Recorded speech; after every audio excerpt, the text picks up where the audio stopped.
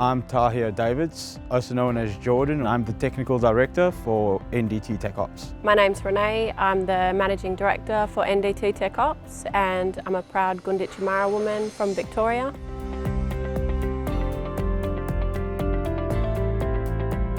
Maybe about 5 years ago, we decided that we wanted to start our own business.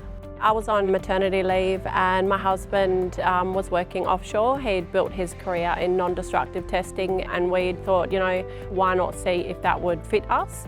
So we use non-destructive testing to find flaws before there's a catastrophic failure.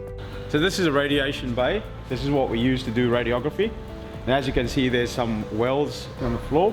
Yeah, this is the biggest and the most safest bays in the southern hemisphere. These doors are about 400 millimeters thick, so there's multiple layers of plates in this door, and they weigh about 3 tons each. If there's ever a nuclear holocaust, this is where you want to come. So this is the dark room, and that's how we would look at the integrity of the actual weldments itself.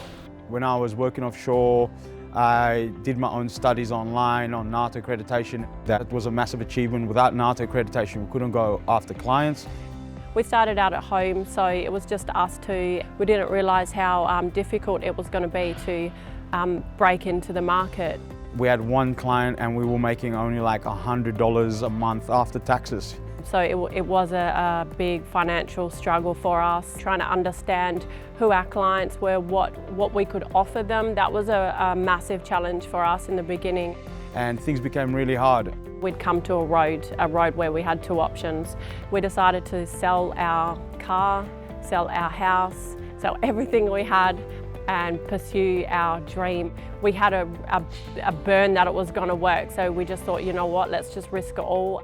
As soon as we sold it, the next day we got our first contract to fly out. It was some sort of light at the end of the tunnel, I guess. So knowing that we could do it and it was achievable, a lot of people started to take interest in what we were doing.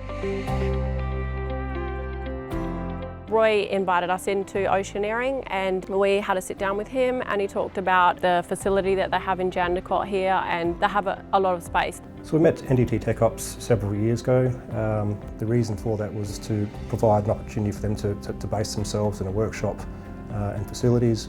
A lot of people know how difficult it can be to start up a small business, and to engage in a business such as ours, where it's capital required. You need a lot of physical space, which means you need to outlay a lot of money to start up.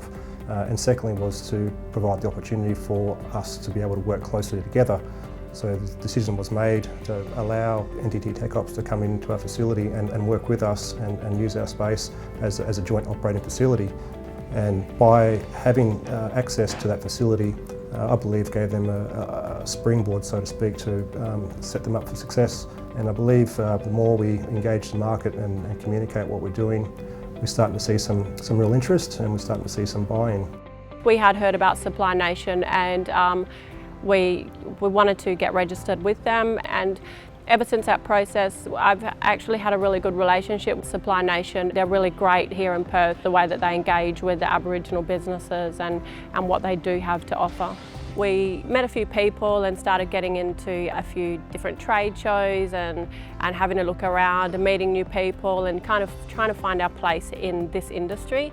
And we quickly understood that we were the only Aboriginal business in this space. And I wanted to change that. I always wanted to see people of different nationalities and colour and bring that whole multiculturalism into the industry. We managed to create a full-time traineeship, and that was our first employee, and it was an Aboriginal person, and they came in at entry level, and we funded his qualifications. You had to study for it. A very smart lad, and passed it on first go. And we'd see some of these new trainees going out to some of our projects and work alongside some very experienced teams. The feedback we got from them was really satisfying. We had these people who were working in a field which was highly specialised. It's a very technical field, certainly not easy to start out by any stretch of imagination, but done a fantastic job, and that's probably one of the most proudest things we've had. Like just believing in somebody and seeing how far they can go and what they can achieve from them not even thinking that they can achieve it, and just watching them flourish.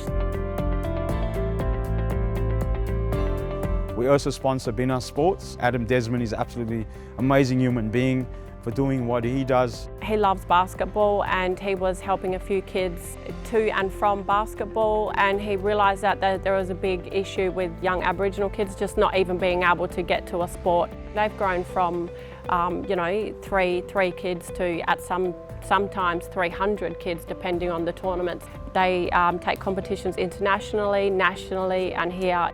Some kids don't even have passports. They come from remote communities, and this gentleman helps. It's something that we wanted to get involved in as a company, so we've provided registration fees for their basketball uniforms, facilitated flights. People like that and not-for-profits like that really need to be supported, especially because this is our future and these kids are our kids. NDT Tech Ops is more than a personal business. I think it's personal to a whole heap of people, and people want to see this business succeed as much as what we wanted to see succeed. We registered our business in 2015 and it's now 2020, and we've been able to see a lot of growth, not just from our business but from the people within our business. All of my employees, they all go home to a family that are being inspired as well, and knowing that they can believe in themselves and these things are achievable. As they grow, they're performing and building their business, they're reinvesting in the community, they're investing in training, they're supporting local communities. They're very passionate about what they do, they enjoy what they do and they're fun to work with.